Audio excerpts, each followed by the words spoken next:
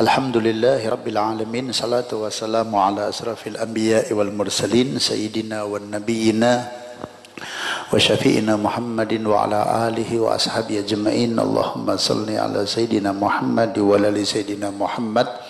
Amma ba'du. Hadirin yang dimuliakan Allah, wal khususan guru-guru kita semuanya, Maulana Habib Jamal bin Abdul Qadir Asghar, Habib Hasan, Romo Kiai Telmuji, para asatid yang saya banggakan, anak-anakku semua yang saya cintai. Segala puja dan puji syukur kita haturkan kehadirat Allah Subhanahu wa taala yang telah mentakdirkan diri kita untuk ketemu dalam keadaan sehat walafiat. Salawat dan salam semoga terus-menerus kita selalu ucapkan, yang kita tujukan kepada junjungan kita Kanjeng Nabi Muhammad sallallahu alaihi wa ala alihi wa sahbihi wasallam. Saya sebenarnya mau ngangkat tema masalah corona, tapi nanti minggu depan saja. Bagaimana corona itu ditinjau dari kajian tauhid, terus kemudian nanti fikih syariatnya kita harus bagaimana, bagaimana hukumnya sholat Jumat dalam kondisi kita yang ada di Solo Raya ini, kemudian sikap kita harus bagaimana, tapi tidak saya bahas hari ini, tapi nanti minggu depan di sini ya. Insya Allah nanti minggu depan kita tetap pengajian. Nanti insya Allah yang mimpin maulid Habib Muhammad Syafi'i bin Idrus al-Idrus. Nanti dalam tinjauan tauhid nanti gimana, dalam tinjauan ilmu fikih nanti bagaimana, dan lain-lain sebagainya. Nanti spesial temanya masalah corona. Kalau nembe berangkat memiliki nembe rondo ngeh, ternyata ini adalah hari Isra wal Mi'raj Kanjeng Nabi Muhammad sallallahu alaihi wa ala alihi wa sahbihi wasallam. Hadirin yang dimuliakan Allah, kapan hari kita, kalau nggak salah live di rutinan baki, kita sudah membahas tentang ayat surah Al-Isra, subhanalladzi asra bi abdihi lailam minal masjidil haram ilal masjidil aqsa ila akhir. Sudah kita bahas 1 jam lebih. Nah sekarang pada kesempatan pagi hari ini, dalam waktu 30 menit saja insya Allah, kita akan bahas tentang hikmah dari Isra wal Mi'raj itu sendiri. Yang pertama begini, ketahuilah bahwa hari yang paling istimewa buat Kanjeng Nabi Muhammad sallallahu alaihi wa ala alihi wasallam adalah hari Isra wal Mi'raj. Ya, hari yang paling istimewa buat Kanjeng Nabi Muhammad adalah hari di mana beliau di Isra wal Mi'rajkan.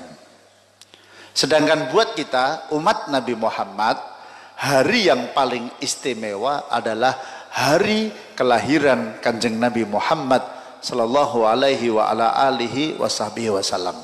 Itu pakem, itu aturan, itu keyakinan yang wajib kula panjenengan pahami.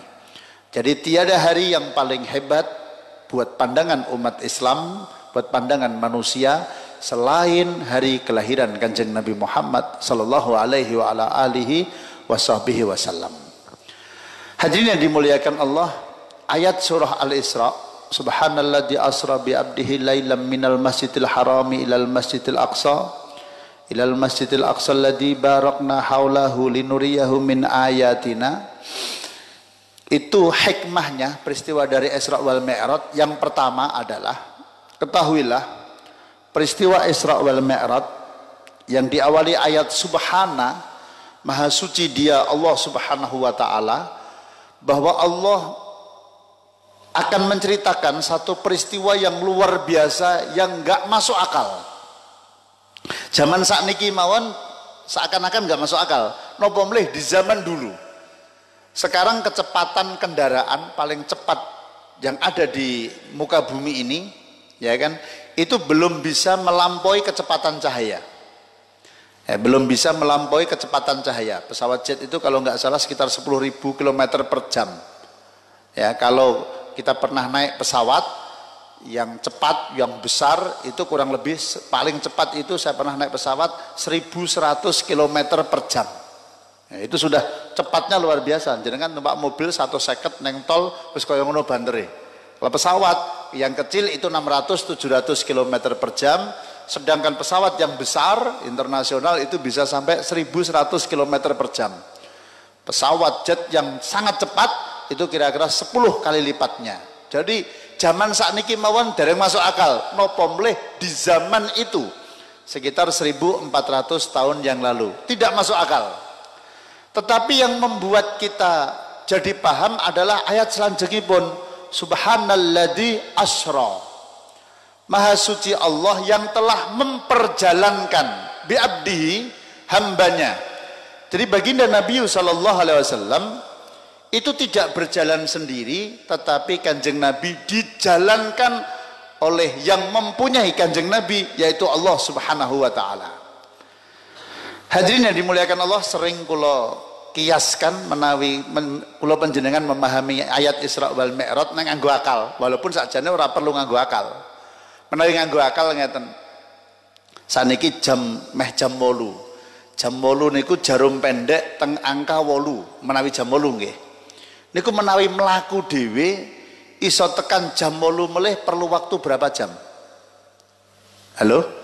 Jam 8 nganti jam 8 perlu waktu berapa jam? 12 jam. Betul kan? Kapan tekone nek melaku dhewe mengke dalu bareng isak? Niku menawi melaku dhewe. Tetapi menawi kula panjenengan sing duwe jam, jarum pendek niku dicekel terus diubengno, zet ngeten iki. Enggak sampai 1 detik jarum pendek teng angka 8 nganti tekan angka 8 melih ora nganti 1 detik. Saged dipun pahami nggih? Nah, sebab napa? Jarum pendek ora mlaku dhewe, tapi sing nglakokno sing duwe jam. Nah, itulah ayat Isra wal Mi'raj, subhanalladzi asra bi 'abdihi. Maha suci Allah yang telah memperjalankan hambanya. Ayatnya bukan saro tapi asra. Ya, ayatnya bukan kanjeng Nabi berjalan sendiri, tapi kanjeng Nabi diperjalankan oleh Allah subhanahu wa ta'ala.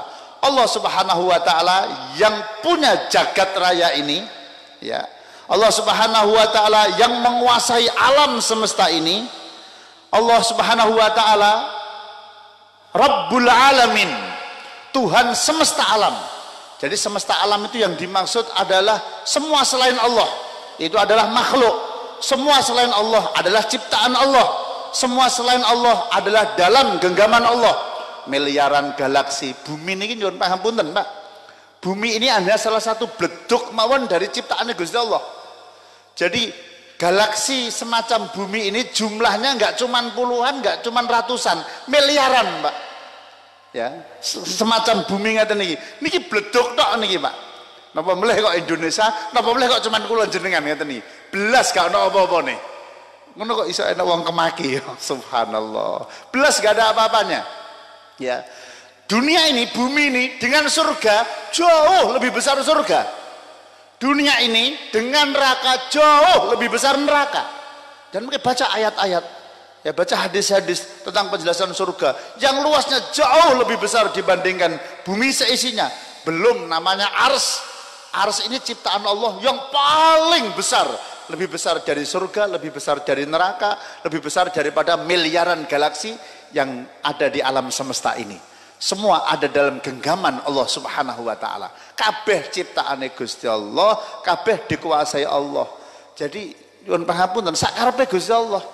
Allah harap nglakokno dari sini ke sini, dari tempat non jauh dalam waktu 1 detik, 2 detik, ya terserah Gusti Allah. Tinggal kun jadi, ya, tinggal kun jadi. Oleh karena itu niku akal dikiasno kaya dene wong nggawa napa jenenge jam niku wau. Kias yang lain misalnya ya ana cerita, nyuwun ngapunten. Ana cerita semut cerita karo semut liyane. Umpama lho nggih umpama. Kula nggawa tas, kula arep lunga Jakarta, atau ketemu presiden umpama lho ya. Diundang presiden, walaupun kita Pak Presiden pun lali kali kula. Zaman Solo akrab banget tuh Pak, zaman dadi wali kota. Nek sakniki dijamin pasti lali. Umpama kula diundang Jokowi, umpama dadekke Menteri Agama napa yae lho ya. Terus kemudian saya bawa tas, ning jero tasku ternyata ana semute. Ya kan, saya naik pesawat Garuda Airline, ya kan dalam waktu 1 jam sampai Jakarta. Kalau numpak taksi, ya numpak napa Grab dalam waktu 1 jam 30 menit dari bandara napa jenenge Soekarno-Hatta sampai Istana Presiden. Baru ketemu 1 jam, aku balik nang bandara. Terus kemudian numpak pesawat 1 jam neh wis tekan Solo. Lah kuwi semut nek cerita karo semut liyane, mumet lho Pak niku Pak. Mut semut koncoku. Lah ngoten niku kira-kira. Tak critani ya. Aku iki mau bar saka Jakarta. Tenane? Iya, mangkatmu esuk. Lha terus kok wis tekan kene meneh? Oh iya, aku wis tekan kene meneh awan. Ya toh. Kuwi nek semut karo semut liyane cerita, tur nganggo pikirane semut, niku semut liyane do stres kabeh, Pak. Coba menawi ceritane aku mau lunga Jakarta, tapi aku ora mlaku dhewe, aku nunut nang kopere Buya Soni. Jadi aku numpak koper, terus kopere iku numpak pesawat tekan Jakarta, nembe rondo masuk akal. Ngoten nggih saged dipun pahami nggih. Nek nganggo pikirane semut ora masuk akal. Sebab nggak mungkin nek semut mlaku dhewe kok cuman esok mangkat awan tekan Solo meleh, ora mungkin. Betul lho nggih. Niku menawi nganggo pikirane semut dewi. Tapi menawi diceritakno, oh yang memperjalankan adalah yang punya koper. Niki cuma numpak koper tekan Jakarta, agak masuk akal. Niku menawi pakai akal. Tetapi hadirin yang dimuliakan Allah, ketahuilah walaupun ada sekian hadis yang membahas tentang agama itu dengan akal, ad-dinu akal, ya, tetapi kula panjenengan wajib memahami, yakin sami'na wa ata'na. Kalau ketemu ayat dalam Al-Quran, ketemu hadis kanjeng Nabi Muhammad sallallahu alaihi wa ala alihi wasallam yang masuk akal maupun enggak masuk akal, kalau itu dari Quran, kalau itu dari kanjeng Nabi Muhammad sallallahu alaihi wasallam, katakan pasti benar. Tenggon kitab Sulamut Taufik niku santri-santri sami belajar, ada penyebab kekufuran, orang dadekno kufur. Di antaranya adalah orang yang nggak percaya walaupun cuma satu ayat, bahkan mengingkari Quran. Ya kan? Jadi Quran itu 30 juz semuanya benar. Kok ono wong misalnya nyuwun pangapunten iki apa ono ayat kok bingung kayak ora mudeng, mbok iki dibuang wae karo Gusti Allah. Contohnya misalnya ayat nun, nah misalnya ayat alif lam mim, ki apa maknane? Wong yang terjemah ya Allah Maha Tahu. Kan itu nggih. Ora ana artine kaya kan, walaupun ada mufasir alif itu Allah, lam itu malaikat Jibril, mim itu Kanjeng Nabi Muhammad sallallahu alaihi wasallam. Tapi temriku semua buku-buku terjemah itu enggak ada yang berani menerjemahkan seperti itu. Alif lam mim Allah yang Maha Tahu artinya. Mbok iki dibuang wae, ngoten niku. Jenengan mengingkari satu ayat dalam Al-Qur'an, nyuwun pangapunten, keluar dari Islam. Bahkan nggak sampai itu Pak, ono wong nganggo guyon Quran, bahkan niat merendahkan Quran, hukumnya kafir loh. Ini biasanya sing guyon-guyon ini kadang kiai, kadang ustad. Contoh misalnya ono ayat, nyuwun pangapunten niki contoh aja ditiru ya. Ustad iki biasanya sing guyon arka'u ma'ar raqiin. Biasanya aja dienggo guyon nih. Ya. Maknanya kan rukuklah bersama dengan orang-orang yang rukuk. Biasanya dinggo guyon rokoklah bersama orang-orang yang rokok. Ini para perokok-perokok itu ya. Nyuwun pangapunten, itu kalau sampai niatnya gawe guyon ayat-ayat Al-Qur'an, iso keluar dari Islam loh Pak. Iso jadi kafir loh Pak. Hati-hati. Pokok 3 hal saya peringatkan terus-menerus untuk diri saya dan siapapun yang mendengarkan, ojo pisan-pisan guyon tentang 3 hal. Iso dadi kafir. Siji guyon tentang Al-Quran, loro guyon tentang Allah subhanahu wa ta'ala, nomor 3 guyon tentang kanjeng Nabi Muhammad sallallahu alaihi wa ala alihi wasahbihi wasallam. 3 niki hati-hati. Hadirin yang dimuliakan Allah, subhana maha suci dia Allah. Pada saat kanjeng Nabi menika turun dari Isra wal Mi'raj, kanjeng Nabi terus cerita kepada para sahabat. Bahkan juga di situ ada orang-orang kafir. Cerita tentang kejadian Isra wal Mi'raj yang luar biasa. Apa yang terjadi? Umat manusia saat menika terbagi menjadi 3 kelompok. Nah, niki mungkin kula panjenengan ketemu ayat Quran, ketemu hadis, ketemu dalil-dalil yang ada di dalam Islam, niki melu kelompok sing pundi niki? Nomor 1, kelompok yang dengan adanya peristiwa Isra wal Mi'raj niku tambah yakin, tambah mantep dengan kerasulan kanjeng Nabi Muhammad sallallahu alaihi wasallam. Niku diantaranya adalah para sahabat sesudah mendengar cerita Isra wal Mi'raj terus sowan kepada Sayyidina Abu Bakar Siddiq. Sayyidina Abu Bakar saat menika dereng diberikan titel As-Siddiq. Sowan kepada Sayyidina Abu Bakar, Wahai Sayyidina Abu Bakar, Kanjeng Nabi niku lho cerita begini. Dari Masjidil Haram sampai Masjidil Aqsa, naik ke langit 1 ketemu dengan Nabi Adam, naik langit kedua ketemu dengan Nabi Isa alaihissalatu wassalam dan Nabi Yahya, kemudian naik di langit ketiga ketemu dengan Nabi Yusuf, langit keempat, kelima, keenam, ketujuh sampai ke Sidrah Al-Muntaha. Waktunya cuman kurang lebih 30 menit. Mungkin kalau bahas tenggon bab buri.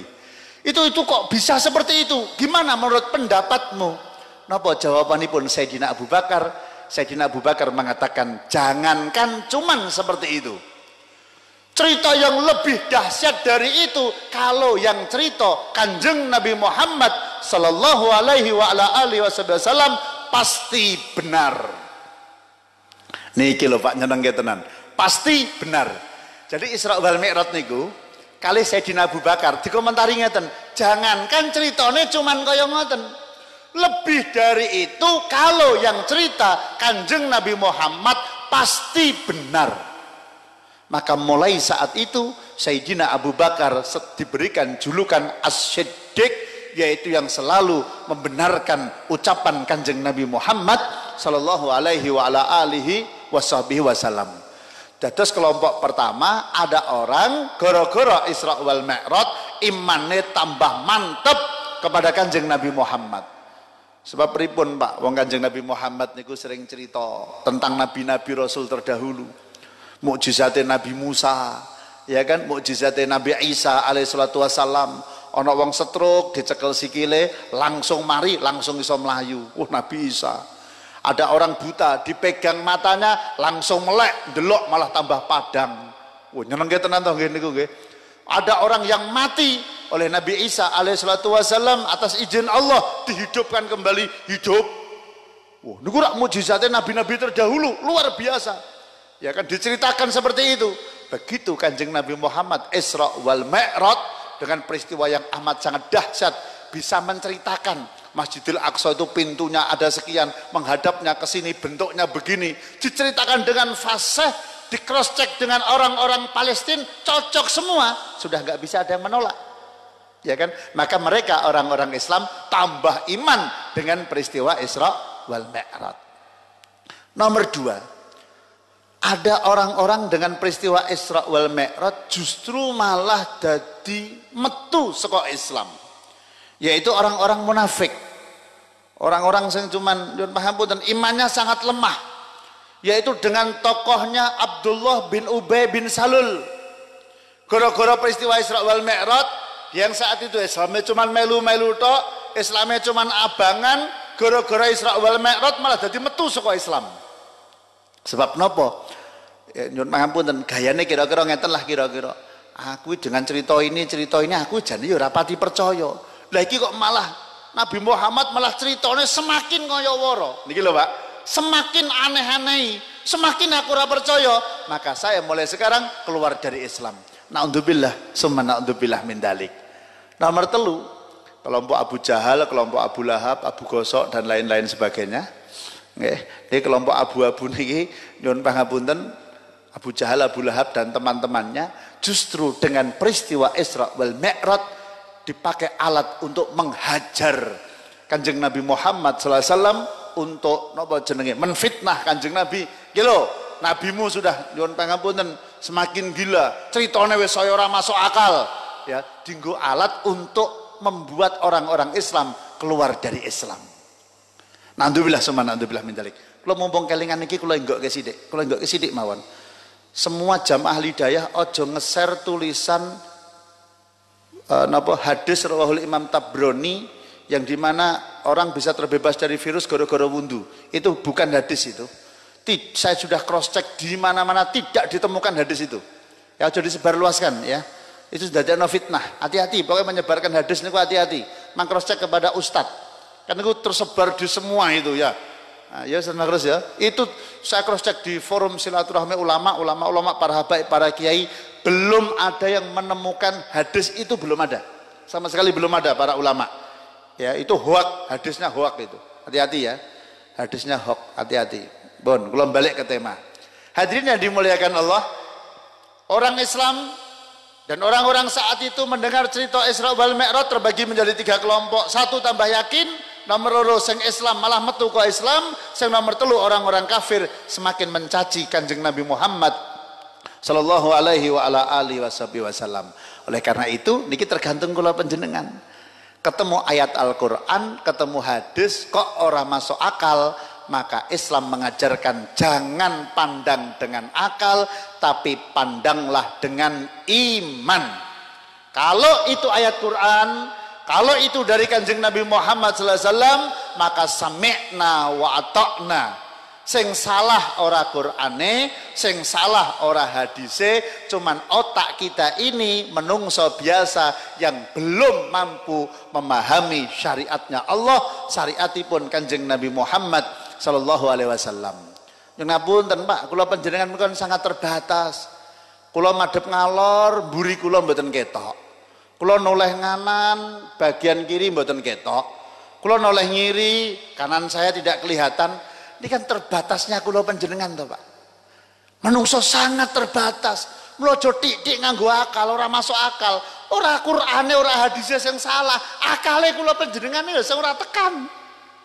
Wong menungso kok arep mikir karepe Gusti Allah, ora masuk akal, ya kan? Niku sing ora masuk akal nggih kula jenengan iki sing ora masuk akal. Menungso yang cuman waduh, ono sak bumi mon sak bleduk Pak, napa boleh kula panjenengan kok arep mikir karepe Gusti Allah niku pripun? Pokok yang ada di Quran sami'na wa ata'na. Yang dilakukan Kanjeng Nabi semua benar. Nabi Muhammad maksum, semua yang dilakukan benar, sami'na wa ata'na. Bon niku nomor setunggal. Nomor kali Kanjeng Nabi pada saat sampai di Masjidil Aqsa, menika disodorkan oleh malaikat Jibril, disuruh milih minuman. Siji minumannya air susu, sing nomor kalih minumane khamr. Kanjeng Nabi milih napa? Kanjeng Nabi milih air susu.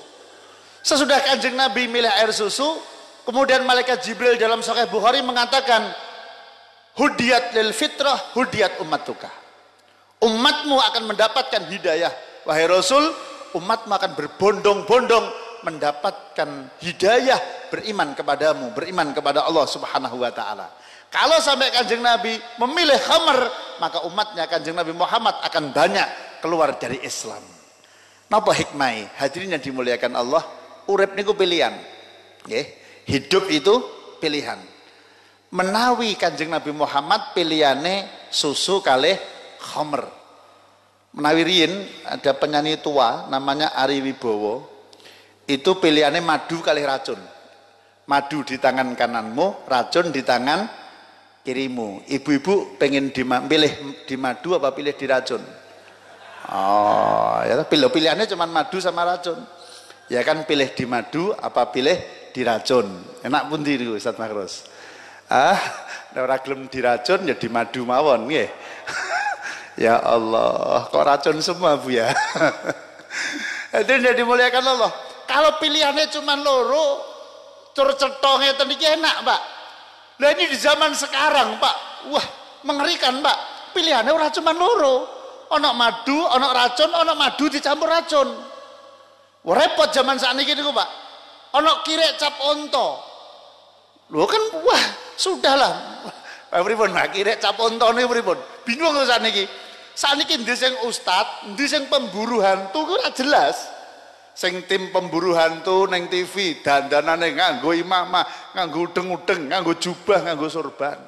Ya kan sing ustadé nganggo kathok jin. Bingung to, Pak? Sing ustad sing ndi, sing tim pemburu hantu sing ndi? Ora jelas. Ya kan bukan ahli agama, sing ahli agama sembunyi sehingga agama dipegang oleh orang-orang yang bukan ahli agama. Kisruh kabeh, Pak. Ceramah selama orang bahas akidah ora apa-apa, orang bahas fikih ora apa-apa, tapi begitu bahas akidah, begitu bahas fikih jadi keliru kabeh, Pak. Iki tak critakno muga-muga wonge sing melakukan ora krungu, muga-muga ora nonton video iki. Saya baru tadi malam ono kejadian aneh, Pak. Ya tadi malam saya kebetulan ada orang datang ke rumah saya, pengasuh pondok pesantren, pondoknya gede, Pak. Perjalanan cuman muga-muga iki jan ra krungu tenan, biyen muga-muga. Mojo Songo ning Solo Baru ning omahku. Salat maghrib karo isya di jamak qasar. Judeg apa ora, Pak? Ya tak tekoni, dalilmu apa toh kiai, ustad, ya kan? Ki pengasuh pondok pesantren, dia pondok pesantren. Ya kan? Nyenengke lho nggih. Kula dikirimi hadis, dikirimi hadis. Hadisnya sahih rawahul Imam Muslim. Kanjeng Nabi Muhammad SAW itu pernah menjamak qasar tatkala beliau di perjalanan baru 3 farsah. 82 dibagi 16 piro ya? Nah, itu jadi ngeten 82 kilo itu kan 16 farsah. Jarak jamak qasar itu minimal 16 farsah. Kalau 3 farsah berapa, Kak? 4,8 kilo. Ya, kurang lebih 5 kilo lah. Jadi Kanjeng Nabi Muhammad itu pernah jamak qasar napa jenenge 5 km sudah dijamak qasar. Dimaknani oleh orang ini kalau perjalanan kita 5 km ya sudah boleh dijamak qasar. Padha karo samidi, Pak, padha karo samidi. Bagaimana itu penjelasan? Boleh dibuka hadis yang lain toh. Ya, dibuka hadis yang lain. Hadis yang lain nanti sudah dijelaskan dari riwayat dari Sayyidina Ibnu Abbas nanti 16 farsah 82 kilo. Lalu pripun ini tentang hadis yang Rasulullah baru 3 farsah sekitar 4,8 kilo, ya sekitar 5 km sudah dijamak. Niku riwayate ngeten lho. Tolong diperhatikan tenanan to. Maca hadis niku nek orang nganggo guru ruwet kabeh. Umpama, oh Buya Soni, ya kan lagek cuman nang Anekmah. Kula misale teng Solo Baru, kula jamak qasar teng Anekmah. Anekmah niku Solo, kecamatane pundi niku? Masjid Anekmah kecamatan ndi, Mas? Serengan. Nih, Masjid Anekmah, ada jenengan ngerti Anekmah ora to? Masjid Anekmah, ya Allah. Niku Serengan nek mboten kleru nggih. Sudah ikut Solo. Kula wong Solo Baru, Kecamatan Grogol, kula jamak qasar nang Masjid Anekmah sah apa tidak? Masjid Anekmah niku lho Pak, Masjid Anekmah Solo Baru, tapi niku mboten melu Solo Baru niku Pak. Niku melu Solo. Kecamatane Serengan nek mboten kleru. Nggih. Kecamatan Serengan. Sah napa mboten kula jamak qasar teng mriku? Kalau saya perjalanan mau ke Surabaya, jamak qasar di situ ya sah. Ora usah ngenteni 5 kilo, cuman 500 meter asal sudah keluar dari kota kecamatannya sah. Tapi ada syarat berikutnya. Syarat berikutnya, tujuan akhir dari perjalanan kita adalah lebih dari 16 farsah, lebih dari 82 kilometer. Jadi tempat untuk menjamak qasar itu yang penting di luar tapal batas kecamatan. Walaupun cuma 100 meter tapi wis metu saka kecamatan boleh. Ngoten lho nggih. Tapi yang penting syarat nomor 2 yaitu perjalanan kita lebih dari 82 kilometer. Nek Kanjeng Nabi 5 kilo mboten napa-napa, tapi 5 kilo itu bukan tujuan. Ngoten lho nggih. Niku lewat tok. Sedangkan tujuannya lebih dari 82 kilometer.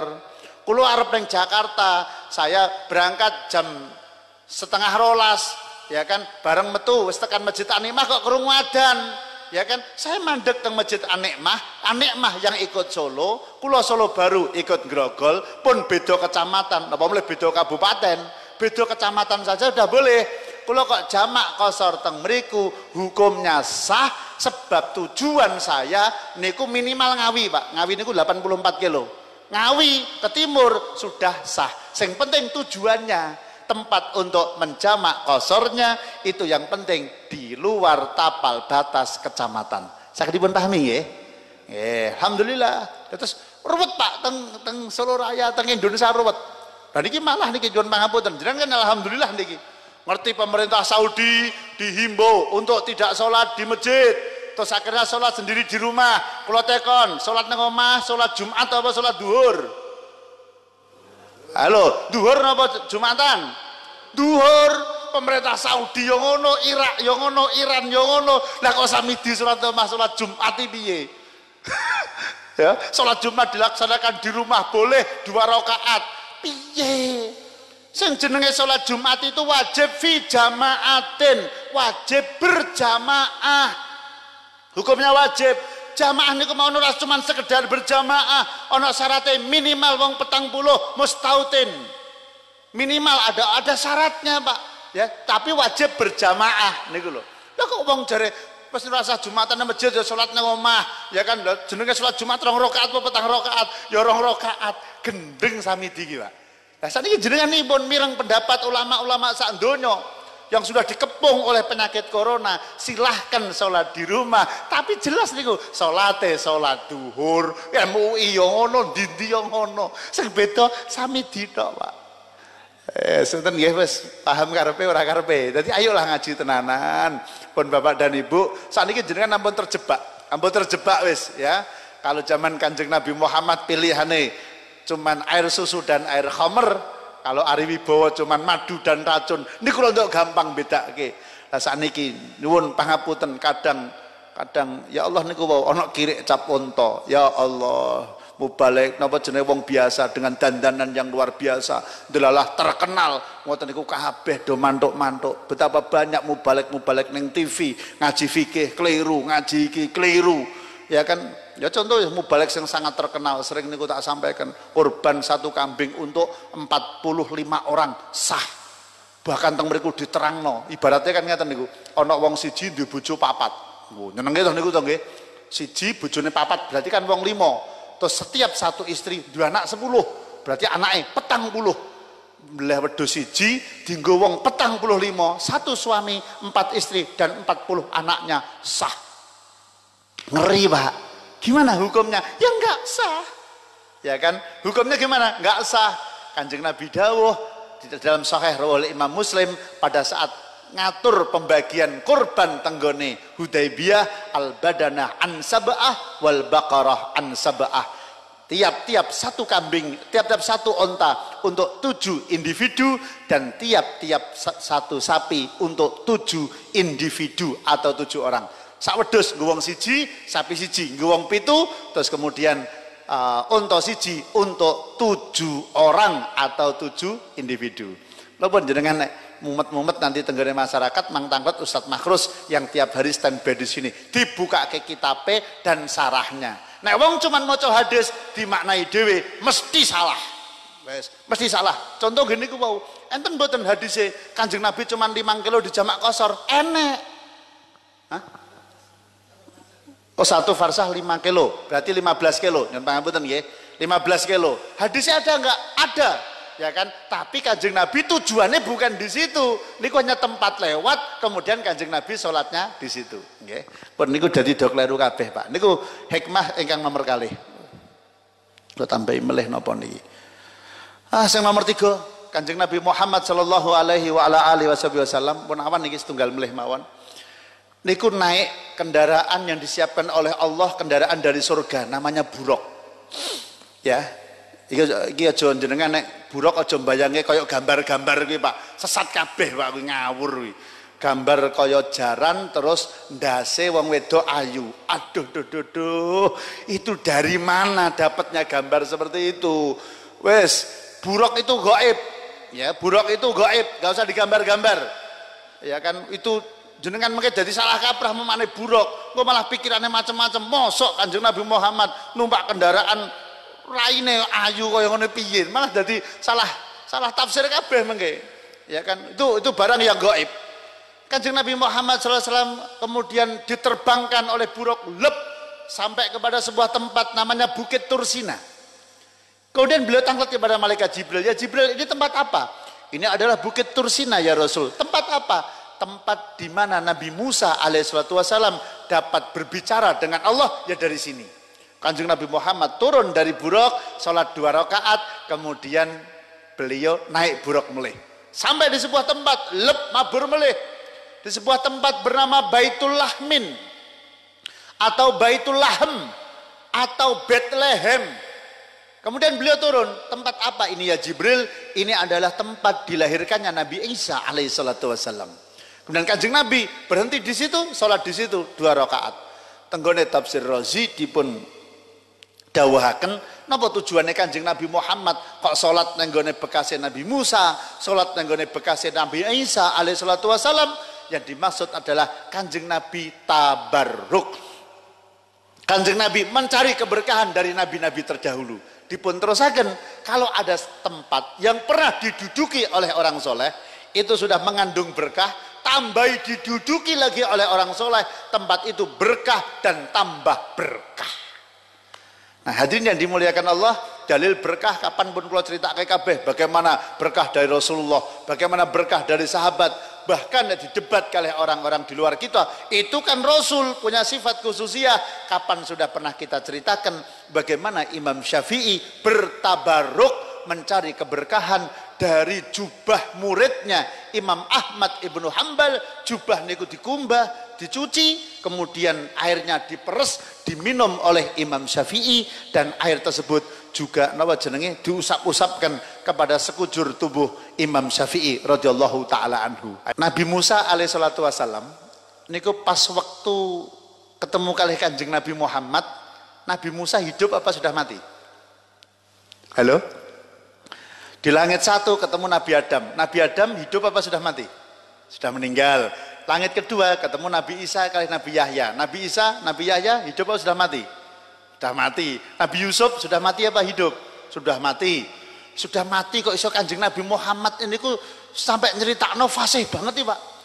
Ya kan, rambutnya Nabi Yusuf itu begini loh, wajahnya begini loh, hidungnya begini loh, meripatnya begini loh, bibirnya begini loh, kulitnya begini.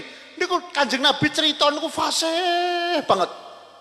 Padahal Nabi Yusuf sudah mati.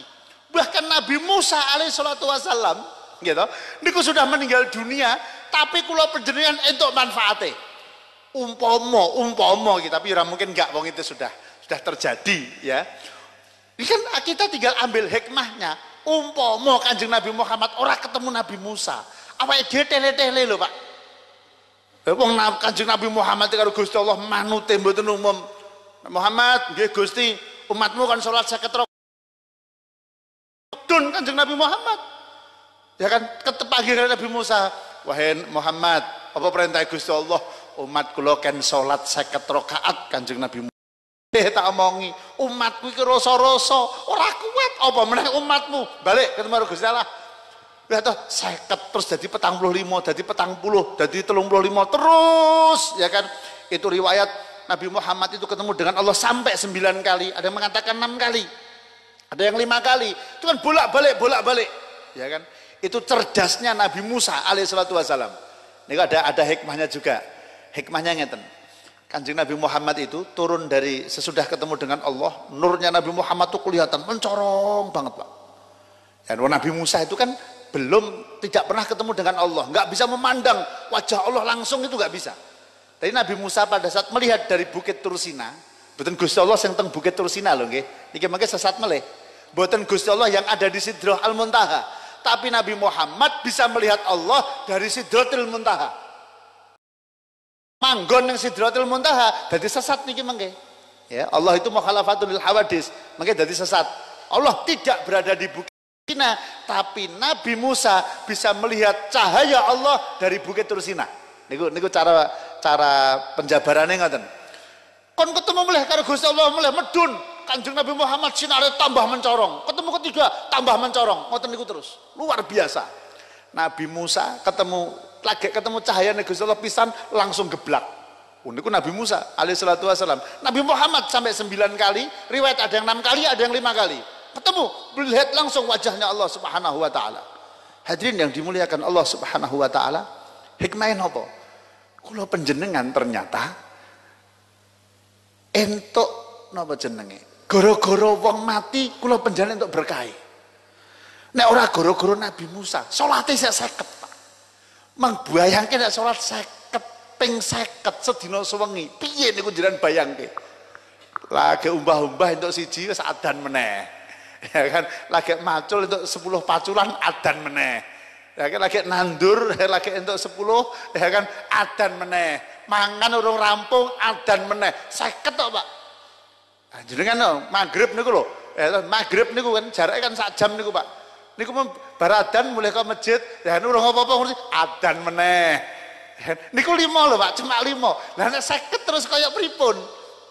Loh, kita semua dapat itu gara-gara wong mati, gara-gara Nabi Musa alaihissalatu wassalam. Maka dalam akidah kita ahlu sunnah wal jamaah, surah Ali Imran ayat 196 napa 197, wala tahsabannal ladina kutilu fisabilillahi amwata bal ahyaun inda rabbihim yurzaqun. Apakah kalian mengira bahwa para syuhada itu mati? Bal ahyaun inda rabbihim yurzaqun. Ketahuilah sesungguhnya mereka tetap hidup, bahkan kehidupannya inda rabbihim, berada di sisi Allah subhanahu wa ta'ala.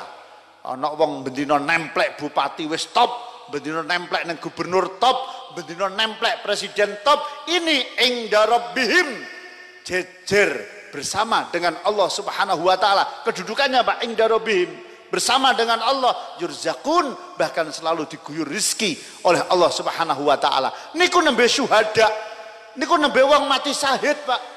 Ya kan, durung di atasnya itu para wali-walinya Allah, dereng di atasnya itu siddiqin, dereng di atasnya itu para anbiya wal mursalin. Oke, bahkan niku tenggone Masjidil Aqsa, sahih Bukhari, sahih Muslim, para rasul kan dikelompokno karo Gusti Allah, kabeh kon melu salat tenggone Masjidil Aqsa, dadi makmume Kanjeng Nabi Muhammad. Sahih Bukhari niku, para rasul, para nabi kabeh berjamaah ning mburiku, padahal iki wong mati kabeh. Ngoten lho Pak. Jadi kan saat ini angen-angen, ini hikmahnya Pak, sebagai penutup hikmahnya adalah wali-walinya Allah, para rasul, para nabi wis meninggal dunia saja masih iso nggo manfaat kanggo wong urip. Jenengan menawi ziarah wali songo, mulane pas alidah gawe ziarah do melu to ben do paham.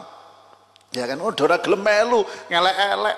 Ya kan pang bayangke niku Sunan Muria Pak. Sunan Muria niku nggone nang pucuk gunung. Ya kan, alhamdulillah Pak, kula munggah belas orang menggeh-menggeh. Ngojek kok. Ngojek ya santai, orang menggeh-menggeh ngono, ngojek kok. Tapi aku tahu nyoba pisan. Insyaallah nek Ustaz Makrus ra mungkin kuat. Tak pal aku ben wis. Cobanen Ustaz Makrus, urung tahu to? Insyaallah. Aku ya mandek ping 5 apa mandek ping pira. Kayak diapusi karo sing dodol. Pak tesik tebih Pak. Katun niku lho Pak, menggok terus menggok tekan. Berarti ya bener menggok terus menggok. Kabeh menggok kanan, menggok ngiri. Kabeh ngono tenan. Ora tekan meneh, wis adom meneh, ora tekan meneh. Mandek mbok ping 5 punjul kula Pak. Wah tele-tele tenan. Bar iki medhun ngojek. Kayak ngojek sopire yak-yakan kabeh Pak. Biadalah kanane jurang. Wah, wis iki taruhane nyawa tenan. Subhanallah, yang luar biasa napa Pak? Nggone pucuk gunung. Tapi berapa ribu orang sing dodol teng mriku, dodol napa mawon payu, dodol es teh payu, es sirup payu, sego pecel payu, sego ayam payu, dodol tasbih payu, dodol napa-napa payu. Padahal nggone ning pucuk gunung Sunan Muria sudah meninggal dunia ratusan tahun yang lalu, sekitar 600 tahun yang lalu. Iso nggawa manfaat, iso ndadekno dalane rezeki buat orang-orang yang hidup sampai sekarang. Maulana Malik Ibrahim Sunan Gresik meninggal tahun 822 tahun 1441, berarti 639 tahun yang lalu Pak. Bayang 639 tahun yang lalu beliau meninggal dunia. Tapi subhanallah, orang yang ziarah ribuan orang setiap hari, orang urusan corona Pak. Niki dengan berita makam Sunan Ampel masih penuh, makam Maulana Malik Ibrahim masih penuh. Orang enek dawet di corona wong daerah mereka Pak, gumun aku. Wis ora kaya awake dhewe, Jumatane jarake sak meter. Wong Sukoharjo ki Pak, nek aku bebas ae wis ngono. Tapi cuci tangan dulu gitu. Pun macam-macam lah terserah. Sah napa mboten sah? Aja meneh kok cuman sak meter. Ya kan, niku jarake misal jarak 10 meteran, nggih sah kok Pak, aja kuwatir Pak. Enek nggone gitu. Nek nggone, jarak 10 meter sah kok. Lah sop itu kan ora kudu rapet. Gitu, jarak 10 meter sah. Wong cuma ya kuwi saiki biasane kowe idak-idakan sikil saiki gak ada sembo idak ngono ae. Nanti ora enak. Lah hikmahnya apa? Hikmahnya niki nggih introspeksi. Nek dawuhipun Habib Lutfi, nek pas ziarah niku minimal awake dhewe isin. Iki lho ada orang meninggal dunia 639 tahun isih iso nggo manfaat buat orang hidup. Lah kadang kula panjenengan isih urip ora iso nggo manfaat buat orang lain. Apa meneh sesuk nek wis mati Pak. Ini loh sudah meninggal dunia 639 tahun dengan perjuangannya masih dikenang oleh orang lain. Orang masih tiap hari ziarah. Lah kula panjenengan sesuk nek mati enek sing ziarah apa ora? Napa boleh jenengan wong Sukoharjo Pak, deg-degan aku Pak. Enek sing yasinan tahlilan apa ora kuwi aku mumet tok Pak Sukoharjo Pak. Ora nek sing ndongake, Pak. Ya lho, Pak, Sukoharjo medeni lho, Pak. Bulakrejo barang medeni, Pak. Wah, itu medeni. Oleh karena itu hadirin yang dimuliakan Allah, ini hikmahnya, Pak. Aku sok nek mati nek sing ndongake apa ora? Aku sok nek mati nek sing ziarah karo aku apa ora? Tangga-tanggaku ngumpul ndongakno aku apa ora? Subhanallah, Maulana Mal Ibrahim, orang enggak kenal, orang kenal. Ya kan, orang tahu sejarahnya, orang enggak tahu sejarahnya. Kabeh ndongake kabeh. Ya kan, donggo Yasin kabeh. Setiap wadang kita apa de wong Solo. Wah, bapake wong ahlu sunnah, anake maca Yasin pisan ora gelem. Ini kan introspeksi buat kita. Lalu kepada wali-walinya Allah, kekasih-kekasihnya Allah yang meninggal dunia ratusan tahun tapi masih bisa membawa manfaat buat orang lain. Khal Habib Ali bin Muhammad Al-Habsyi teng Solo, Pak. Niku pas acara khal yang datang 80 ribuan orang, hotel Solo kabeh kebak wong sarungan kabeh. Lho, sak barang entuk manfaate to. Juragan-juragan sing kafir-kafir entuk manfaate to, Pak. Hotelnya kebak kabeh.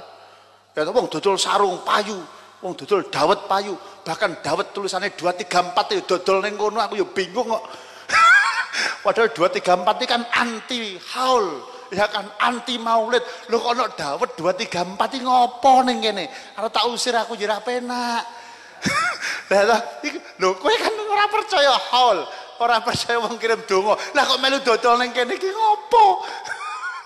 Ya, tapi yo laris, luar biasa toh nggih. Awake dhewe iki jeneng aja meneh kok 2, 3, 4 to, Pak. Nggone wong non muslim ditukoni kok awake dhewe kok. Lho nyenengke tenan to, Pak. Lho kita boleh enggak? Boleh. Lho gitu loh nggih, tentang urusan dunia itu boleh, yang penting jangan masuk urusan agama. Gak usah do mlebu gereja. Sebab kalau sudah masuk urusan agama, lakum dinukum waliyadin. Pun niku mawon, insyaallah niki mboten rampung karena niku wis jam 8.20 nyuwun pangapunten nggih. Bapak dan Ibu yang dimuliakan Allah, nanti minggu depan bahas corona dalam pandangan fikih, sholat Jumat kondisi seperti ini masih hukumnya wajib apa tidak, dan lain-lain sebagainya. Kemudian Ahmad Syafi'i, kemudian yang selanjutnya nyuwun pangestu insyaallah nanti Selasa kalau enggak Rabu itu masjid Darul Hidayah akan ngecor. Kita mau bikin masjid insyaallah nanti ke depan 35 meter kali 22 meter, Pak. 35 kali 22. Niki sementara niki yang dicor 22 meter kali 22 meter.